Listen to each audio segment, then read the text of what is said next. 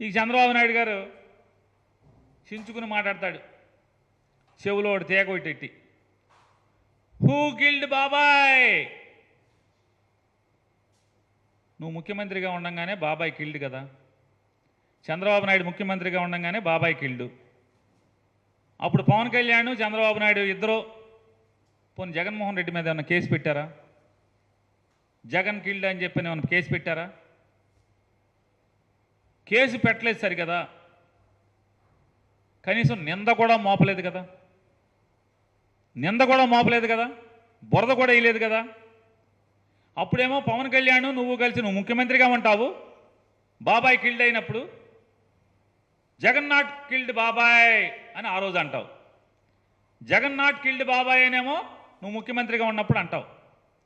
ఇప్పుడేమో who killed బాబాయ్, who killed NTR అనుకోవచ్చు కదా, హూ కిల్డ్ ఎన్టీఆర్ అని.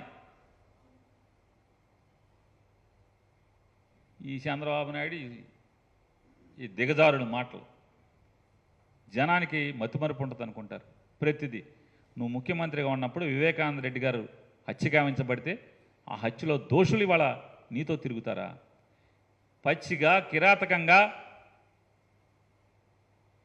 టీవీలకి ప్రెస్ మీట్లు పెట్టి నేను ఈ రకంగా ఇలా పొడిచాను, ఇలా నరికాను, ఇలా కిరాతకంగా గుండెల మీద కూర్చుని కత్తి దింపాను గుండెల్లోకి అని చెప్పి ప్రెస్ మీట్ పెట్టినటువంటి హత్య చేసినటువంటి ముద్దాయి నీ పార్టీలో జెండా మోస్తాడా?